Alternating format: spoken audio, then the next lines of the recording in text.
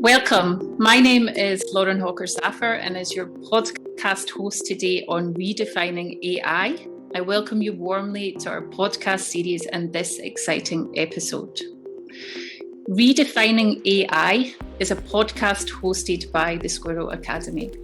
The podcast focuses on key narratives and discussions that drive digital innovation and help people understand artificial intelligence, machine learning, cognitive search, insight engines in the insights era.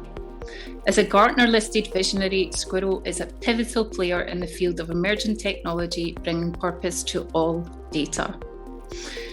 In this particular episode on an enterprise knowledge view of knowledge management, we've got the great pleasure of hosting a widely recognised industry expert, a successful CEO, a board member, chairman, and fellow podcast host, Zachary Wahl.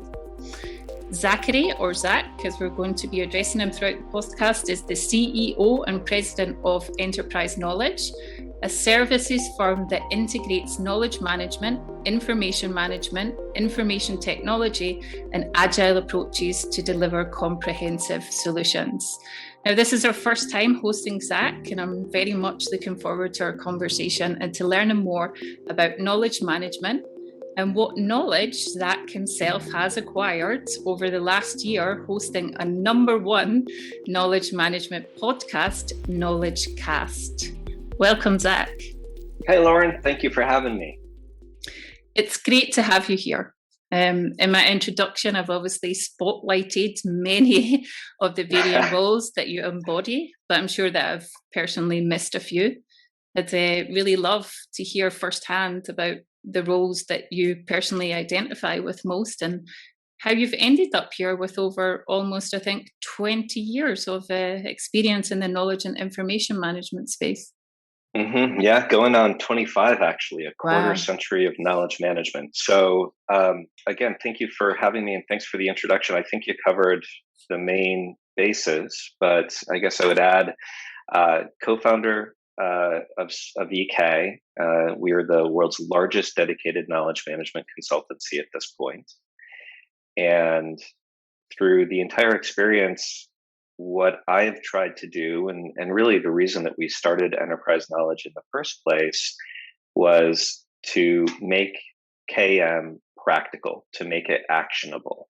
And what I mean by that is knowledge management as a field has historically been really academic. It's been very much big ideas and grand thoughts without enough business value, clear return on investment. And so our driving force in founding the company and our success in growing it has really been based around that idea of ensuring that knowledge management offers business value, that it solves real business problems.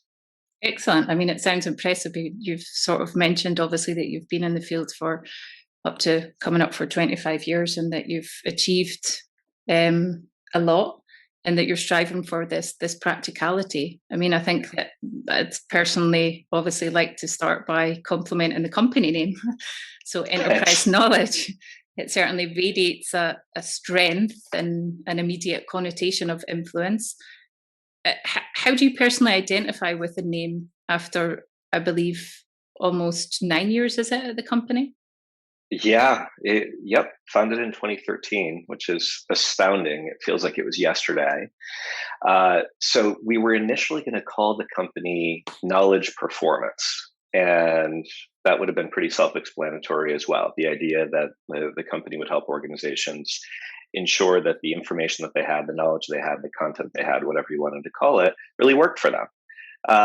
But at the end of the day, we felt that wasn't grand enough in scope. As you say, enterprise knowledge feels big.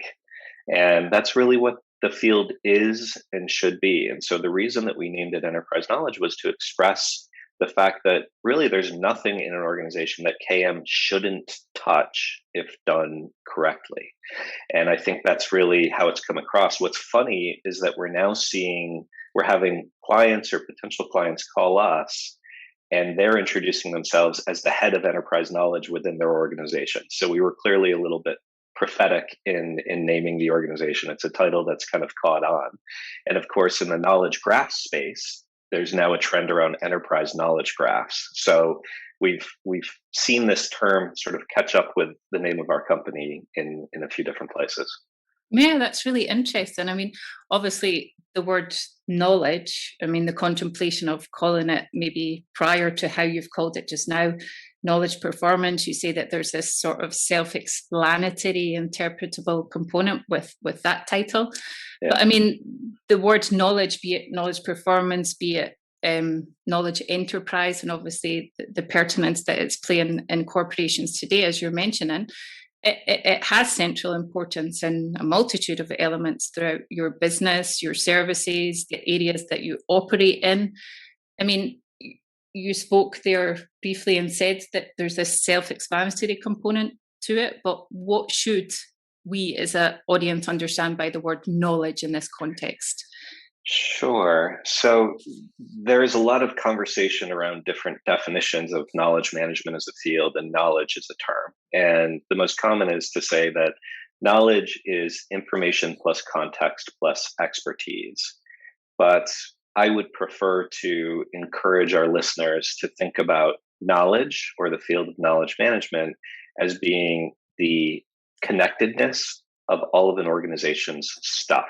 So I apologize for using this very technical term of stuff, but I think it really fits what we're talking about here, which is every organization has different combinations of stuff. Some have a great deal of tacit knowledge, that being people expertise, the stuff that's in people's heads. Others focus largely around unstructured content, their files and documents and emails and various records. Still others focus more heavily on data, structured information, those in rows and columns and applications. But most organizations have all of those things, and they've got a mishmash of it, different types of content in different places. And for me and for enterprise knowledge, the real concept of knowledge management is connecting all of that, bringing it all together so that any end user of the organization has that connected experience, that they can get a complete answer to their question, that they can get a complete guidance for their mission. And that only happens when they see the entire world of stuff that's available to them for them to be able to act upon. Mm-hmm. So you're saying that this connected experience is then possible then, or you wouldn't be here, I imagine. It's absolutely possible. It's not easy. Depending on the state of an organization's content or stuff, to begin with, it can be a long road. It's not as simple as just creating installing a search tool and having everything indexed. It's about applying the appropriate metadata to that content, to ensuring the content is clean so that it's actually good when somebody finds it, and ensuring that it is consistent in the direction and guidance and learning that it's offering. So there's a huge amount of work to create that connected experience. And for many organizations, it's the journey, not the destination, meaning that an organization will never complete this job of connecting all their stuff, but they can trend towards better and better and better, more mature knowledge management. Mm-hmm. I mean, it's interesting to look at from the concept of a journey. And I mean, if we're taking it from a corporate perspective and fitting into a landscape and being part of a journey, how much relevance is being placed on that journey and creating this connected experience in the area of managing knowledge? Yeah, it's a good question. I mean, I think a lot of organizations make a couple mistakes here. One is that they focus too much on the technology, and two, to your point, they focus too much on a very solid end state of saying, we will get to this point where all of our content is just in these systems and it's all indexed and you can do these three things with it. But that misses a few key points. One is the organization is always in flux. Two is there's always a new source of content, a new source of materials. And three is each individual user has different needs and different styles of learning and acting and deciding, and all of that needs to come into play. And so we're a big fan of agile principles, being flexible, being iterative in how we do this. That's why I use the word journey. A lot of times we'll get down a path of a transformation with an organization, And we'll realize that some of their goals were wrong or have changed, or some of our assumptions or guidance doesn't actually fit the model. And so picturing that roadmap, picturing that journey, going a little ways and then testing our assumptions, asking questions, is this doing what we wanted it to do, is very much the right model for a broad KM or digital transformation. It's also the right approach for incremental value, meaning that if we can go a little ways, we're testing an assumption, but we're also potentially showing business value. And that keeps people engaged, that keeps people interested, that helps quash the concerns of the skeptics by proving that we can actually do something good for them. Okay, I mean, you've touched upon a lot of things that I think that I would have questioned myself, that I'm working with the corporations, and you're taking it from an approach of offering this agility and flexibility, and also maybe realigning your own assumptions throughout the journey with the corporation. Mm-hmm. You must have also experienced, with the wealth of experience that you've had, that maybe certain businesses, industries, or business leaders, they also have preconceptions, assumptions when they're going into this journey with you. How have you experienced that, and what have you found there? Sure. Well, so there are a number. The first is just in going back to the definition of knowledge management. When we talk about knowledge management, as I already described, we're talking about this very broad enterprise view of all of an organization's stuff. We look at the people, process, content, culture, and technology all holistically, but also recognizing that there are different themes in all five of those different elements. So for us, the first thing to do is just to ensure that wherever we're going to do work, the leaders of those organizations, the stakeholders of those organizations, have the same definition of KM as we do.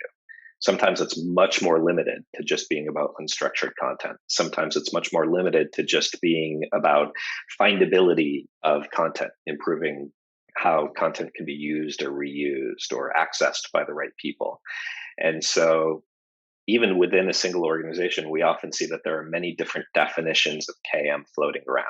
So one of our first jobs is always to make sure that all of the stakeholders are aligned in what KM is, and also agreeing upon what they want to get out of it, what the value for them of going through whatever the initiative is. And from that point forward, the second big alignment is how to solve that. And a lot of times it's not a single answer. I mean, very much when we talk about enterprise knowledge, again, to go back to the name of the company, when we talk about a knowledge management transformation, it's pulling on a million different strings in a coordinated fashion to achieve the results that you want. It's not just about putting a search tool in or putting a content management tool in. As I said, it's potentially about centralizing some content, but leaving other content where it is, cleaning up some content, but archiving some other content, encouraging folks to generate new content in different ways through communities of practice and different innovative knowledge capture mechanisms, sharing their own expertise through a people finder or expert finder. There's a million different strings to pull.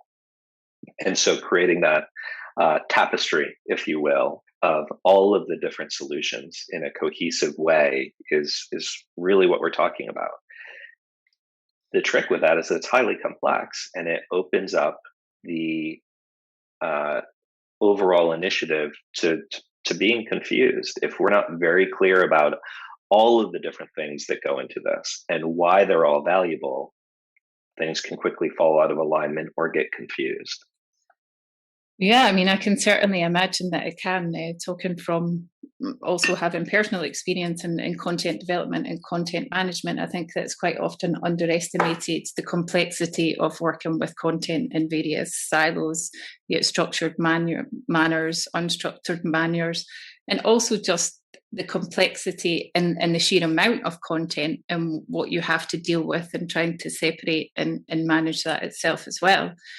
You spoke about maybe the value that business leaders want to find with this. What sort of value are they looking for? Yeah. So this is where I always like to separate the idea of knowledge management value versus business value, or knowledge management outcomes and business outcomes. I think too frequently in my field, practitioners are talking about the KM outcomes. A KM outcome would be that people are finding more information or reusing more information. A KM outcome would be that people are connecting to other folks within the organization. Those are great things, right? There's not a CEO on the planet that wouldn't say, yes, I want those things to happen. But by leaving the conversation in those terms, it fails to arrive at hard return on investment, at dollars and cents, so to speak. So the goal is to translate those KM outcomes into business outcomes. And there we talk about a few really key ones. The first, especially in today's job market, is about employee satisfaction and thereby retention. So a good KM program means that we're onboarding people more effectively, we're upskilling them, helping them learn more effectively, and we're creating a network for them within the organization that they can learn from, that they can be supported by. Those things translate to the employees staying with the organization because they're learning, because they see a path up, because they feel supported, because they feel part of the community. So all of that leads to employee retention, and there's a real return, cost avoided from having to go hire somebody else, having to replace that person, having the business break because they're taking their knowledge with them. All of those things turn into hard ROI. Happy employees also lead to happy customers, right? If the business is performing more effectively, more cohesively, that means that you're retaining your customers, whether they're calling a help desk and getting a better, more complete, faster answer, or whether they just feel the organization is more consistent in how they're being served. What that translates to is that you're keeping more of your customers as well. There's a big business value to that. But then we can also think in terms of innovation. If we are connecting all of the knowledge of an organization, if we're connecting all of the people within an organization, and if we're giving them mechanisms to not just do their job, but also to learn from each other, then we're leading to innovation. And with innovation comes competitive advantage, comes the opportunity to generate potentially a new milestone product or offering or solution or service for the organization. And those things, of course, again, lead to real hard ROI. So those are just a few of the examples, but that's the idea, right? That whatever the goal of the organization is, great, let's talk about knowledge management and how cool it is, but let's also take that next step and ensure that we are providing that very clear justification and story of how it can benefit the business. Mm-hmm. I mean, two of those things that you've touched upon, employee retention, employee satisfaction, ensuring that if employees are satisfied through all of the initiatives and processes, the inspirational activities that are put in place to make sure that people are kept, that knowledge is kept within the company, and they're satisfied, and then that turns into happy customers. Yeah. You then spoke about innovation, and that would potentially lead us to believe that in the component of innovation, not always, but there's an inclusion of technology. And we know that humans and technology play quite a large part in what you're achieving and what you're doing as well. How do you see that track in that frame? What role do humans play, and what role does technology play in what you're trying to attempt, and what you are achieving? I mean, I've always been really curious about the power balance of those two. Yeah. So this goes back to those 5 elements of KM that I mentioned: people, process, content, culture, and technology. So we very purposefully list technology last, not because it's not critical, but because it only works if you do the other 4 things right. So I define technology as the enabling factor for a good KM program. In most cases, you need it. The technology has to be there. but it is only worthwhile to go and buy the fancy new tool if you've done all the other four things first. In other words, again, you've got a great search product. There's no point in putting that search product in place if it's just going to be indexing a bunch of old, stale, outdated, obsolete content, or if it's just going to be profiling empty people profiles that wouldn't return any meaningful results, or if it's just going to be returning a bunch of non-tagged content without context that people can't actually make decisions against. So technology is great. It's, as we say, it's what makes KM clickable, what makes it real for the average business user. But you gotta do all the foundational stuff first in order to make it sing. Interesting. And do you have a secret weapon at Enterprise Knowledge? Oh, we do. Yeah, it's our people. I mean, you can have all the great methodologies, and we've got a proprietary benchmark we're really proud of. We've got incredible exercises that we've refined over our years in business. But at the end of the day, the thing that makes EK what it is our team. The individuals that are as passionate as I hope it's coming across I am about this, who are as expert, if not more, than I am, and have the ability to make knowledge management real and profound for the organizations with whom we work. One of our guiding principles is about partnership. And what we mean by that is partnering with our clients, not just going in and advising them and collecting a paycheck, but really embedding, becoming a part of the organization and taking that journey that we talked about with them. And the reason we've been so successful, that we've grown so quickly, Inc. 5000 in the last 4 years in a row, sure, the knowledge management market is hot and we've seized upon that, but it's because we've kept all of our clients, because they keep coming back and asking us to do more with them. It's that partnership. That's our secret weapon. Excellent. I guess it's not secret anymore. There you go. It's not. It's obviously we've just taken the hood off. It's not secret anymore. I mean, success. It's always a nice thread to stick to. Let me stick to that thread, and maybe please spotlight on another component of success that you've had with Enterprise Knowledge, and this is your podcast. So your podcast is KnowledgeCast, and you've been very successful. I mean, I understood. Do you want to maybe tell us a little bit more? What is KnowledgeCast and why did you start it? Yeah, so it's, I guess, a little bit over a year old at this point. It got ranked as the #1 KM podcast in the world. We're really proud of it. It started, it wasn't my idea. One of, actually a relatively new employee of EK came to me with the idea.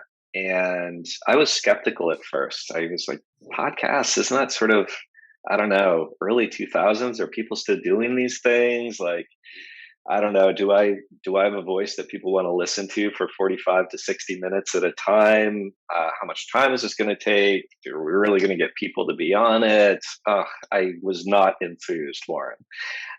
But as I've always tried to encourage, and the behavior that we've always tried to model at EK is to experiment, to try things, even if we're not 100% convinced they will work. So I sort of shrugged my shoulders and I said, okay, run with it. Let's give it a shot. I'll be your host and we can see if it works. And we did one or two and I started getting the hang of it, and we started attracting some really interesting and exciting guests to the show. And at this point, it's really taken off. So it's a great example of where one of the elements of KM can be listening to that minority opinion, not just doing what the boss says, but ensuring that all employees are empowered to use the word again, to innovate, to try new things, and are rewarded when they work, but also rewarded when they fail, right? We learn from our failures. Healthy, smart organizations learn from their failures. They document them. They figure out why something failed in order to do it better the next time. And so for all of this, I'm proud of it, not just because it's been successful, but because it wasn't my idea. And I was actually a little against it at first. So that's a great example of good KM within an organization. No, very much so. I mean, firstly, congratulations. And obviously, it's nice to see that you're taking an exemplary approach to showing behaviour that can be embodied to bring success within corporations and organisations, that brings about growth, and shows a little bit of what's involved in change management and taking an organisation to a more positive place with failures and successes. You mentioned as well that you've had a lot of discussions and that you were personally involved as the host in the majority of those. A lot of them involved quite prominent figures in key knowledge management positions. And a lot of these were, from what I've heard myself, within large organizations. And many of them worked with leading large sort of projects with dispersed workforces. And 2021 was quite a turbulent year for everyone globally, to put it politely. In talking to all of these in a key year for fields like ours, where there is that question around the whole human centricity of employee retention, employee satisfaction, as you mentioned, of technology, of the acceleration of everything digital, and a lot of companies going into early digital transformations themselves and engaging companies like yourself to ensure that it does lead to success. What were your top takeaways from the podcast, if we maybe start with innovation? Sure. Well, so first, let's say this. I mean, you're absolutely right. COVID, the pandemic, everything has shone a light upon the importance of KM. So if there's one big overarching takeaway, it's that KM is very hot right now. It's very popular because all of these organizations that suddenly found themselves in a fully remote work stance, or have even decided now that they're not going to return to the office, that they can survive and potentially even flourish in a remote work environment, are realizing that getting by with shoddy KM will no longer suffice. Whereas an organization used to be able to kind of fake it by having somebody meet at the water cooler or poke their head over a cube and say, does anybody know where this is? Or who knows how to do this? Well, that doesn't work remotely. And so I think there's a really exciting time for knowledge management right now, because all of these organizations are realizing that, yes, this is a real thing. It needs real investment and it needs to be looked at cohesively. Now, if we move more specifically to your question of innovation, well, this is where we really get to talk about some of the exciting things that are happening in the space right now.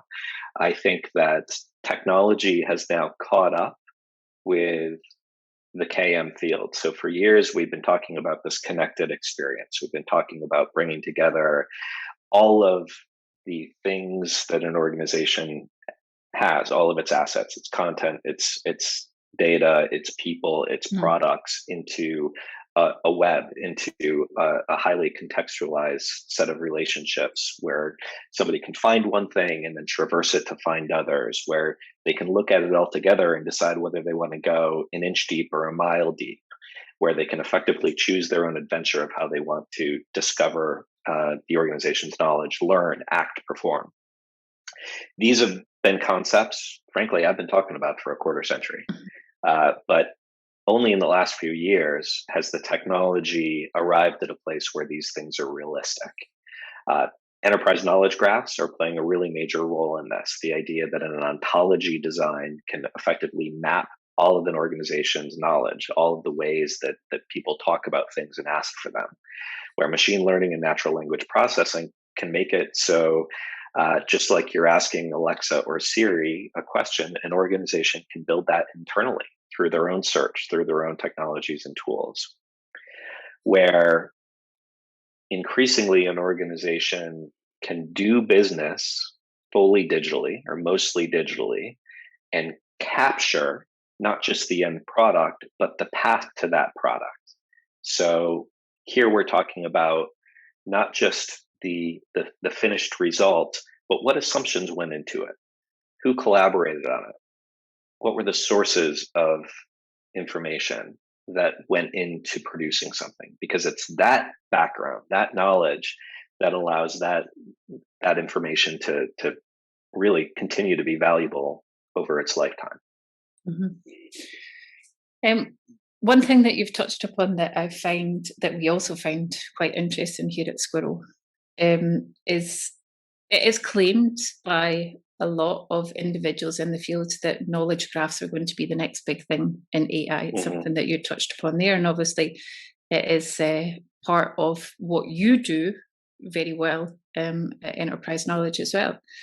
Would you agree with that? And can you maybe just give us a couple of sentences around a definition as to how you would define what a knowledge graph is for everyone listening today?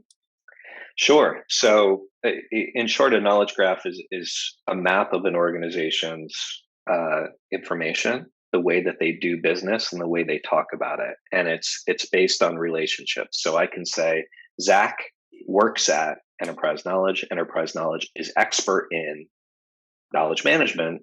And so we can infer through that relationship mapping that Zach is an expert in knowledge management. It's building that web of descriptive relationships in such a way that all of an organization's stuff, all of its content, all of its data, all of its people, all of its products, all of its stuff can be mapped against it and thereby traversed. The old way of organizing information, folders within folders, taxonomies, hierarchies, all of them had a starting point and an end point, and that forced any user to think along those lines. But with a knowledge graph, with an ontology, if well designed, there is no starting point, there is no ending point. It is like those books from my childhood. It's a choose your own adventure book. You get to go in and look for information the way that your mind works. And the tool will help you discover additional information you didn't even know you were looking for. You didn't even recognize as being valuable, because it has enough of the right assets or traits that it will help to complete the mission. And that's where the AI piece comes in. It's going to start recommending things or pushing content, pushing information that it recognizes can help you. Mm-hmm. I mean, it sounds fascinating, and it's certainly something that is being worked upon, but there must be specific challenges that come with it as well, or limitations. Well, sure. I mean, there's still, the technology is still getting there, but it's largely there. The challenge is in many ways what it always has been, which is organizations are investing in the technology and need to understand that they need to put even greater investment into the design. The idea of an ontology is highly complex. It is not something that just happens. And so that mapping of knowledge, these tools are only as good as the relationships that the human has helped the tool recognize. So it's that piece that is absolutely critical. And you asked the question earlier about human centricity. What this comes down to very plainly, very simply, is that computers in these ways will still only think about what the human tells them to. Yeah, that was going to be my next question. I mean, do you still see the necessity of the support and the input to create this ontology by a human? 100%. And that's really where the KM services come in. Through our processes, we can help an organization think through all of the questions that they want to be answerable. But it's that thought process. What questions do we want to be able to ask? What questions do we want the tools to be able to answer? What relationships do we want the tool to be able to discover? What complexities do we want the tool to be able to simplify? The human has to facilitate those early thought processes to be able to architect this in such a way that the tool or the system actually does what we want it to do. And that might go away at some point, but I don't see how. This is where we are for a while. Do you think it requires a specific skill set, that a certain human with a certain skill set is better at doing this than others? Yeah, I mean, of course. I think that pretty much anything, there are some people that have the natural proclivities to do it better. We teach it. We teach people how to design ontologies. In fact, we have a whole internal knowledge graph university that we use to upskill our own employees. But there are, of course, kind of earlier natural traits that we look for people to have in order to be able to learn this. It takes a very analytical mind. It takes a very inquisitive mind. So we look for lifelong learners. It takes really good linguistic, semantic skills. So we look for natural communicators, people that are good writers, that can absorb a huge amount of information and process it effectively. And it also takes a fair bit of creativity, because at the end of the day, if we don't question assumptions or look for new patterns, if we only just show up to an organization and reinforce the way that they are already talking about things, then we're really not doing our job. A really good knowledge graph is going to discover new relationships and new ways to contextualize information. So, to review, we're looking for great communicators that are effectively lifelong learners and are super creative. So if you know anybody that matches that, if you know any unicorns, we're hiring. Yeah, I was just going to say that, actually. I was just thinking that it sounds like we're putting out a job advertisement for these sort of unicorns or unicorn. Yep. Okay, yeah, I mean, today we've covered a myriad of angles that really offer so much more discovery potential. And I'm a little bit sad that we have to sort of usher our discussion to a close. I want to take the opportunity, though, Zach, just to firstly thank you and to ask if you would like to maybe share any parting advice or comments with the audience here today. Sure. Well, so first of all, Lauren, thanks for having me on. I hope this has been valuable for our listeners. I think where I would end is in a way where I began, to think about how KM can offer business value for your organizations. Don't just show up and tell your boss that you're going to implement a knowledge graph or you're going to do a KM transformation. Show up with the stories of how it will change the organization, how it will offer business value. Paint the picture for the true returns for the organization. And if you can talk in terms of those business outcomes, then I can pretty much guarantee that these projects will get approved and will get yeses, because that's where it's at. Excellent. Yeah, that's really good advice. Thank you. So I'd like to also thank you, the listeners, for listening today. If you would like to find out more about Squirro and the Insight Engine, then go to the Squirro Academy on learn.squirro.com and access our educational material.